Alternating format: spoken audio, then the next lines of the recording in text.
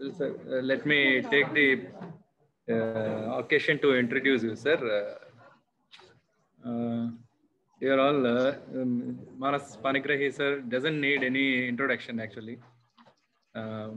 He has done his higher secondary school education at Government High School Medical Campus, Behrampur, Orissa.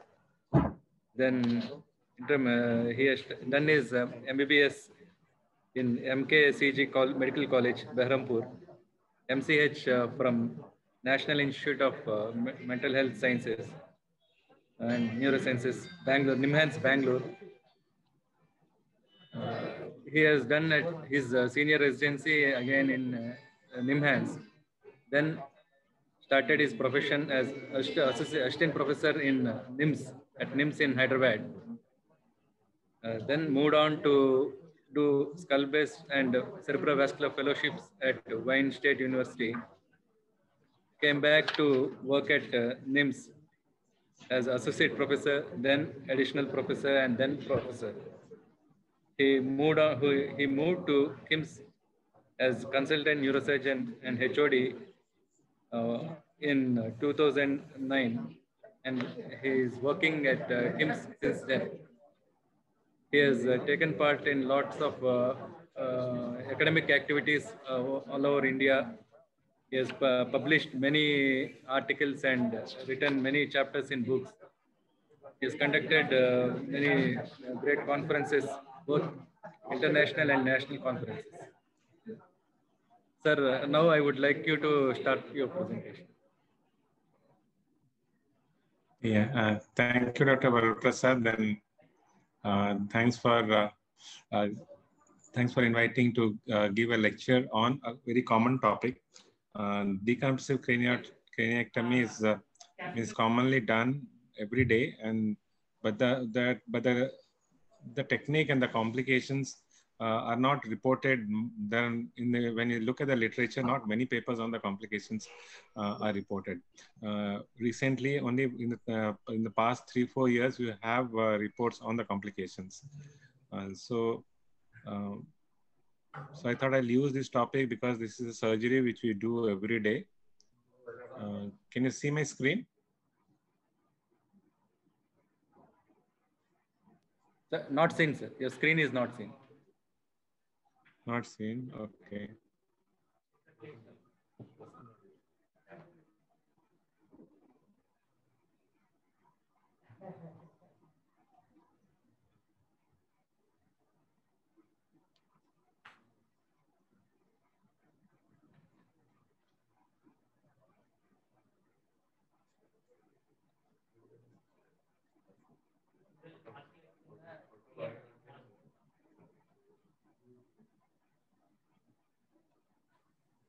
Okay, now it is seen?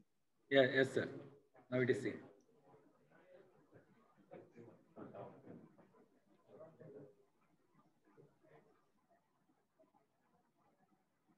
Okay. So you can hear me and you can see the screen, no? Now? Yes, sir. Yes, sir. Hearing and see. Okay.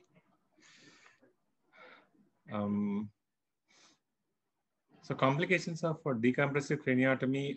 This was a textbook article just published 5 years ago. They have listed early and late complications. Then this paper came in 2010, where they analyzed the different complications of decompressive craniotomy for traumatic brain injury and how to deal with it. The commonest complication in decompressive craniotomy, what is reported is CSF related, like subdural effusion is almost 30%, 32%, and followed by post-traumatic hydrocephalus 11%. So the CSF related complications are almost to 40%. Plus you have 10% incidence of syndrome of the trephined or sinking flap syndrome, and there's a significant complication also of cerebral herniation. External herniation if one does not do the proper size of craniectomy. If one does a small one, then there can be cerebral herniation also. Knowing that so much of complication, 40% incidence of CSF related complication, 10% seizures, 10% herniation, is it worth doing decompressive craniectomy? If one looks at the literature review till 2005, it was very controversial. One can see that people reported favorable outcome from 4% in 1976 to 78% in 1990, and it came down to again 16% 2005 and 61%. So it's the outcome of decompressive craniotomy has been variable, starting from 4% to 80%. So it was not clear whether it is worth doing this kind of procedures and having so many complications also. In 2011, there was a trial which was published, DECRA trial, where they said that people who had ICP of more than 20 mm, when they did a decompressive craniotomy, whether they were treated medically or surgically with decompressive craniotomy, their mortality was similar. Like surgery had 19% and non-surgery is 18%. So this did not actually had any benefit of reducing mortality. Rather, they increased the number of vegetative state patients. So they say that it is unfavorable to do a decompressive craniotomy. But then another trial, rescue trial, which started in 2006 and then they published in 2016. Rescue trial is randomized evaluation of surgery with craniectomy for uncontrolled elevation of ICP. They did the study for 10 years and published in 2016. And they analyzed the outcome depending on the Glasgow outcome scale, where independent at home is taken as the upper severe disability. So if somebody is independent at home following surgery, one has to take it as a good outcome. Whereas vegetative state or severe dependent on others is not taken as good outcome. If one takes this measurement parameter, what they saw that at 6 months in the surgical group, they improved from 34. In the medical group, there are 34% who were independent, whereas in surgical group, 42% were independent. 42 plus 30, like 70% were independent, and whereas in the medical group, it is far less.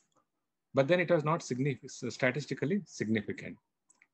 When they followed up the patient for 1 year, the patients who were independent increased from 32 to 45%, and patients for vegetative from 15 to 24%, and mortality reduced from 50 to 30%, and this was statistically significant. So this paper, Rescue trial, it confirms that decompressive craniectomy is worthwhile doing, but then one can achieve good outcome by only taking care of the complications. As the people who survive, 40% of them, they'll end up with some form of complications, and one can only achieve good results by either avoiding or managing these complications. And all of us daily have encountered similar some complications in these kind of patients. The complications can be divided into early or rate. Early, which happens within 1 month, there can be hemorrhage or hematoma, can be external cerebral herniation. It can be wound complication, can be CSF leak, postoperative infection, or seizures. Late or delayed are hydrocephalus, subdural hygroma, or syndrome of the Trephind, or sinking flap syndrome. So as I explained you, the CSF related complications are almost 40%. So I'll take and give an example of the first of the CSF related complications. The commonest complication of CSF related is communicating hydrocephalus like this following, this is a case of a unilateral decompressive craniotomy. Patient came back after 1 month with hydrocephalus. This is a patient of bilateral decompressive craniotomy of the frontal region, and he also came with a hydrocephalus, post-traumatic communicating hydrocephalus for after 1 month of surgery. Now, this is a retrospective study of analyzing a systemic analysis of all the published literature on development of post-traumatic hydrocephalus which needed shunt after decompressive craniotomy. Now, there are many papers, there are no, and most of them have encountered from 10 to 40, some of them have 50% needed shunt in their group. So what is the why there is a difference between some people having 10% hydrocephalus and some people having 50% of the cases of hydrocephalus? What are the causes of hydrocephalus in decompensated craniotomy and how it can be avoided or treated? And not only they develop hydrocephalus, they also can develop subdural effusion also. Like this case, which is treated by Dr. Sweta, he said this patient, after decompensated craniotomy, he developed subdural effusion on one side, and this was the scan. When initially all of us will, patient comes like this, we'll first treat with a subdural with a burr hole and evacuation, and this was the immediate post-op. But then what happened 1 week? 1 week later, the same patient came with recollection and cerebral herniation. So what is the treatment for this? And the ventricles also were dilated. So what was done was, we did, instead of again doing a burr hole evacuation, what was done was a subduroperitoneal shunt. And following subduroperitoneal shunt, the brain became normal, the ventricle size on the opposite side also came back to normal. And followed this, cranioplasty was performed and the patient did well. This is another case which this patient was admitted for conservative treatment initially. When followed up, the patient worsened, and because of increased mass effect, he underwent a decompressive craniotomy and came back after 1 month with bilateral subdural effusion. Now here, so he's having the experience of earlier, we did not do any subdural burr hole and tapping of the effusion on both sides. We just placed a subgaleal drain on the right side. When you place the subgaleal drain, one can see here that within 1 week, the opposite side subdural effusion also disappeared and ipsilateral subdural effusion reduced, but the ventricle started dilating. And but then we did a cranioplasty. The patient came back after 10 days later with ventricular dilatation. We just did a drainage LP and patient is doing well. So we could avoid a shunt in this patient. So in addition to bilateral subdural effusions, many patients develop interhemispheric collection also. Now, what is the significance of this interhemispheric collection? Now, all these are a continuum of a problem of CSF absorption. It's only the collection of CSF at different places. They can collect in the subdural effusion, which is an external hydrocephalus. They can collect in the ventricle, it's an internal hydrocephalus, or they can collect in the interhemispheric fissure. It's again a type of. Hello. Yes. Yes. So, you're not connected, sir.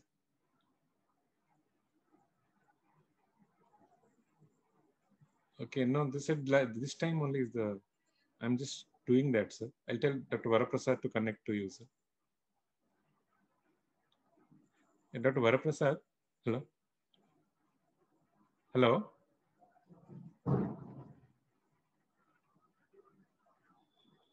I'll tell Dr. Varaprasad. Okay. Hello, Dr. Varaprasad, you are there? Hello.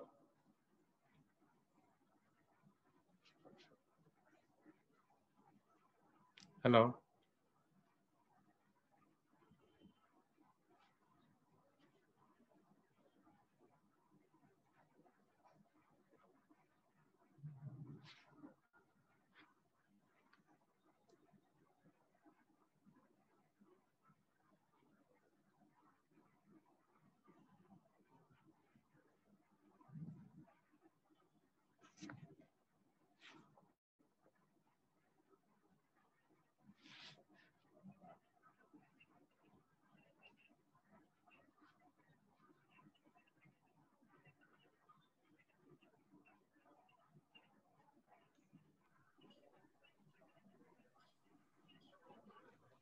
Hello.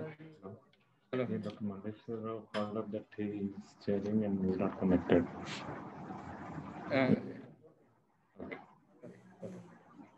Connect him. Okay, sir. Yeah. So this collection in the interhemispheric fissure, subdural or intraventricular is a continuing process. So they have a combination of internal and external hydrocephalus. So because there is impaired venous drainage due to damage of the arachnoid granulation. If one does the craniectomy within 2.5 centimeter of the midline, then the arachnoid granulations are damaged, and that causes impaired CSF absorption, and CSF collects in different planes of the brain. In addition, because of the craniectomy, there is loss of pulsatile flow, and because of the adhesions of the basal system, all the CSF circulation is disturbed, and the CSF gets collected in post-traumatic state. So presence of an interhemispheric CSF hygroma is a harbinger that that patient is more likely or prone for post-traumatic hydrocephalus and may need a shunt. This is what the paper published, that if a patient has developed this interhemispheric, then there should be warned that this patient will come back for shunt at a later date. Is there a difference between post-traumatic hydrocephalus between children and adults? All of us might think that it is same, but it is not so. Children are more prone for post-traumatic hydrocephalus than adults, and it is probably because they have a higher energy injury than adults, and the higher compliance of brain tissue is higher in them, and because they do not have cerebral atrophy, it's not compensated. So 40% of the need BP shunt following hydrocephalus as compared to 10 to 20% in adults. So how do we reduce the incidence of hydrocephalus in decompressive craniectomy?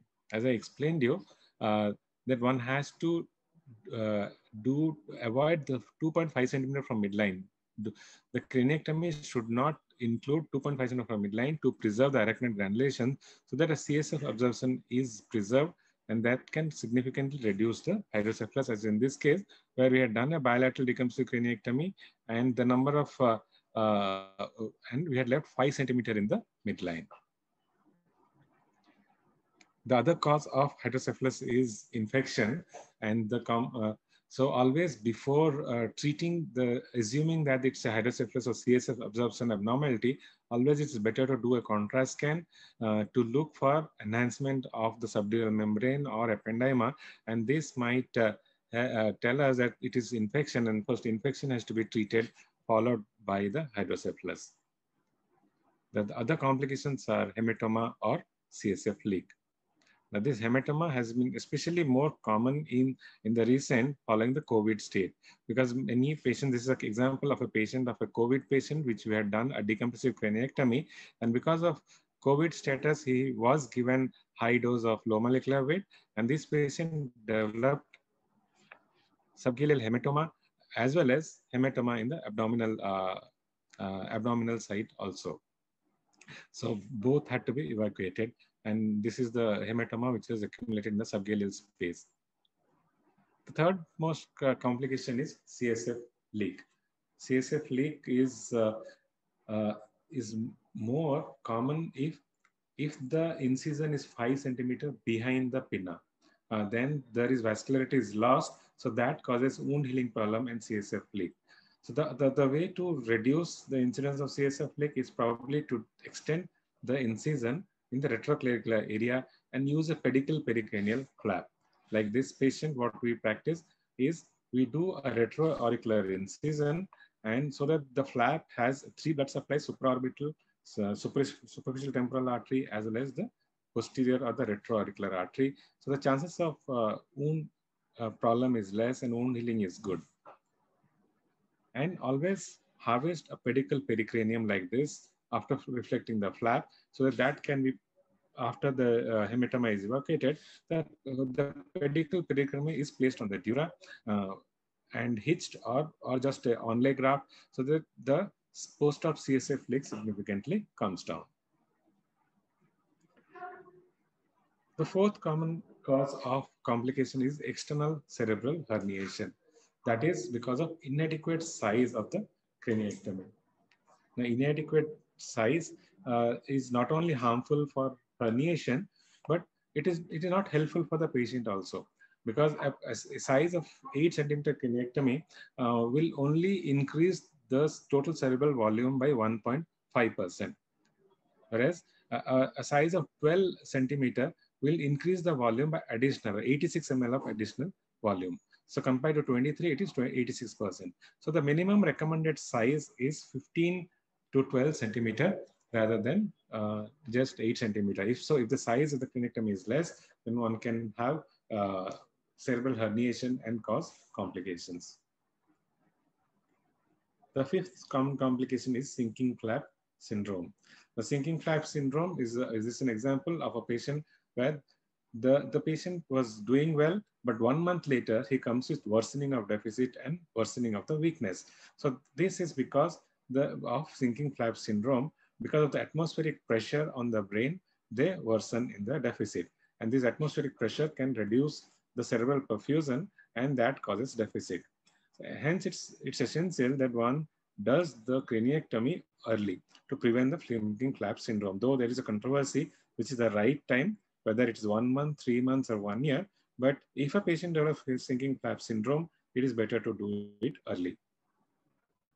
And the sinking flap syndrome is more common if one waits for more than 1 month. And you can see here, if a patient has the incidence of sinking flap syndrome is 13% within 35 days, whereas it is almost 20% after 35 days. So it is always better to do a cranioplasty earlier or within a 1 month following traumatic injury, brain injury, or as by that time the edema has come down. Not only early cranioplasty prevents the atmospheric pressure on the brain, but it also increases the perfusion of the brain. This was a paper which came in 2016 when they did cerebral perfusion studies before and after cranioplasty. They showed that the perfusion increased and the neurocognitive development also was better following cranioplasty. Hence, it's better to do it early.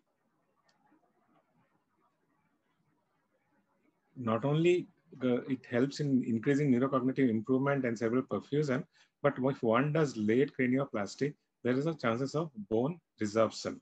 And whenever the bone is kept for a longer time, the bone gets absorbed in the subcutaneous plane, and that causes a resorption. So in late cranioplasty, the cosmetic outcome is very poor, like in this case. So the bone resorption rate is very common, is almost to 1 to 17% in this kind of in cranioplasty. And the other complication following cranioplasty is surgical site infection. It's 5 to 12%, which is very high incidence. Now, how do we reduce this surgical site infection and how do you reduce bone resorption, as these are the most two common complications in cranioplasty. And the third most common is hydrocephalus. Now, the hydrocephalus and Triffine syndrome, sinking flap syndrome, can be avoided by doing an early cranioplasty, as in this case, done within 1 month. Now, and this is an autologous bone graft. But then the infection rate in this kind of surgery is almost 5 to 12%, which is quite high.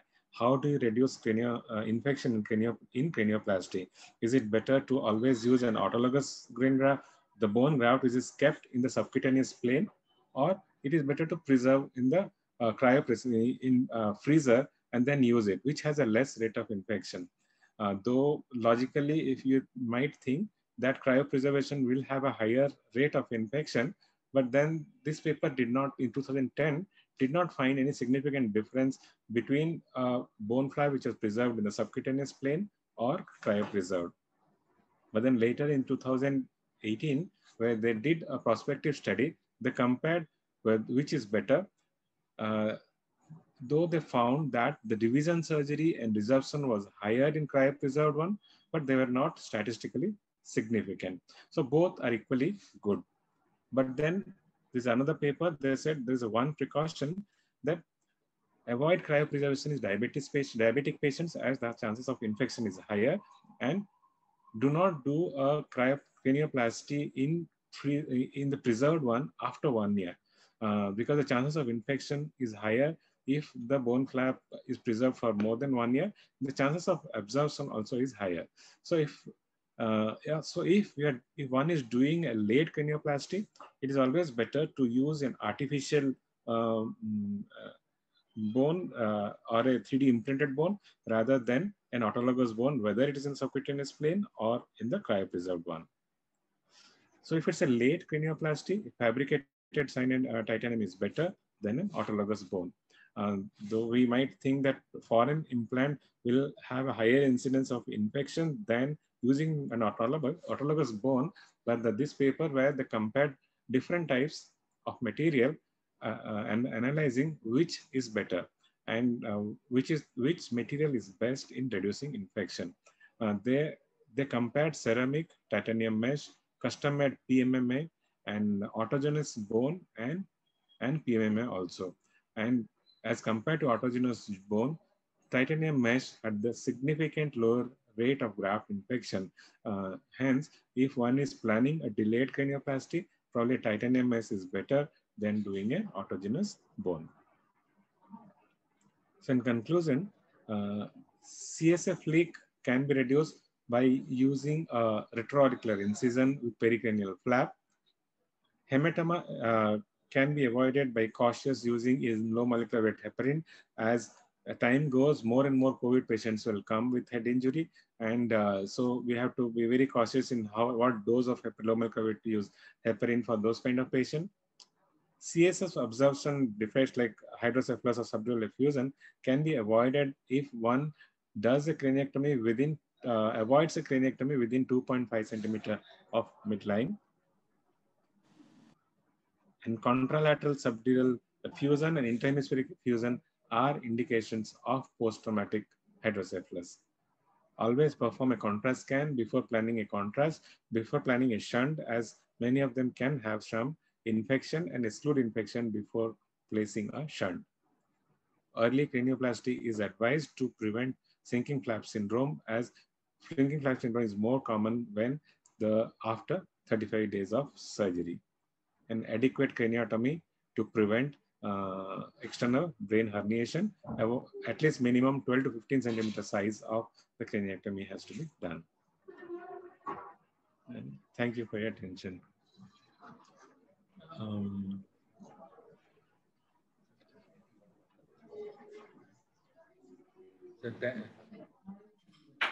Malleshwara, sir. Yes, sir. So I cannot hear you, sir. Malleshwara, sir, you have to unmute.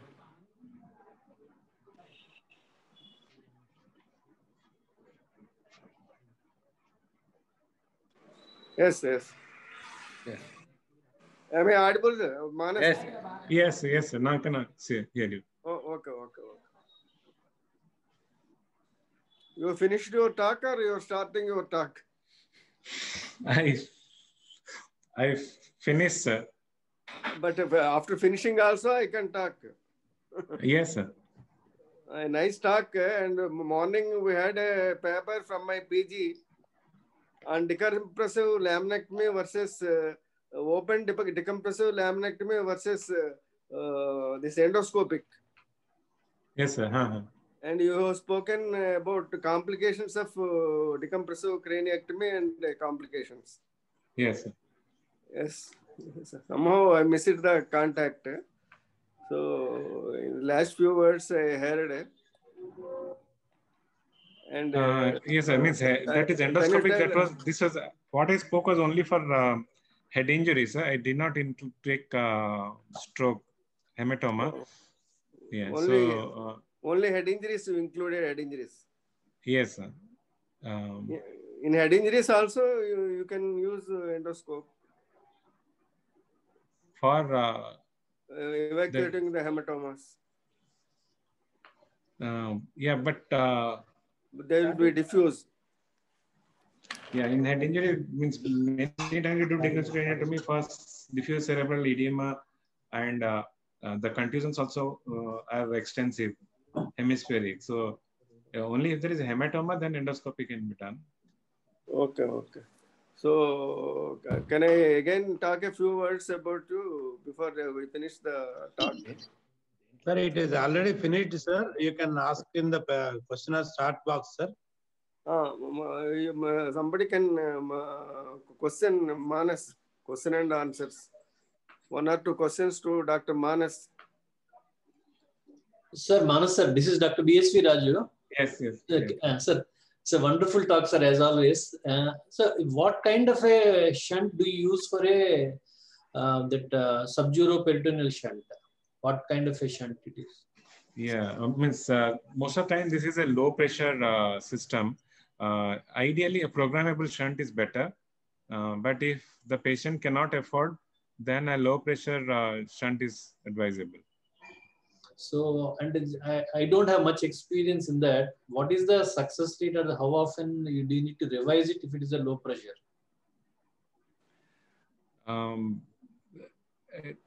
Experience means, see, one has to do always like NPH patients in post-traumatic hydrocephalus, before putting a shunt, it's always better to do a trial of drainage LP whether the patient is improving or not. Okay. Or a subdural drain. If the patient improves only, then if you do a shunt, then the chances of complications will be less. But many times when you do a drainage LP or put a subclavial drain, they do not improve. So the results are like as good or as bad like NPH in post-traumatic hydrocephalus. Okay, sir. Thank you. So, in case of post-traumatic hydrocephalus with decompressive craniectomy, if somebody is not able to afford a programmable shunt, how do you manage them? If they cannot afford a programmable shunt, then I means if you put a low pressure, you cannot change it, is it not? I mean, so it depends. If the patient doesn't have cranioplasty, I use a low pressure. But if patient comes with a hydrocephalus after cranioplasty, I put a medium pressure, and then ask and usually explain the patient to do chamber pumping morning and evening. That works for them. So you first do a shunt, then followed by cranioplasty. If somebody already has a, yes, yeah. Thank you, sir. What do you follow? I had a challenge in some of patients wherein I usually had done one patient where shunt and as well as cranioplasty I did at the same time. But luckily for me, it is a programmable shunt. So I was always in a dilemma. Like, I just wanted those wise words. Yeah, I try to avoid doing in the same sitting because, as I told you, the need for shunt is very difficult to make out unless they improve with drainage. If you just do a shunt, you'll end up with more complications. So I always do a programmable shunt followed by cranioplasty. But one patient I tried like this because of some other anesthesia concerns and other things. But I always do but if somebody is not able to afford a programmable shunt, that's a big challenge. It's like Dr. Mohan, what do? You always do a programmable shunt? You have to unmute yourself. Yeah. We rarely use programmable shunt. Maybe once or twice I've used a programmable shunt. Most often medium pressure depending on the requirement. Okay. Okay, Manas. Yes, I can hear you, sir. Yes, sir. I congratulate you for your talk and your excellent conducting of this examination online for which is very useful for the DM, MCH and DNB people. And I wish you will become NSA president very soon. That is my blessing because you are younger than me. Thank you, sir.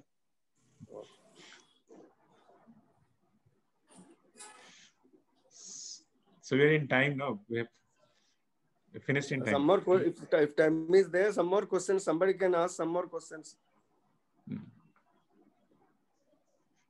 And did you use that so-called bionic implants as cranioplasty in cranioplasty? Yes, sir. Bionic 3D implants have you used? Bionic, no, I not used. We just use the SurgiWare one only. SurgiWare one. Yes. Okay. Yes. Okay.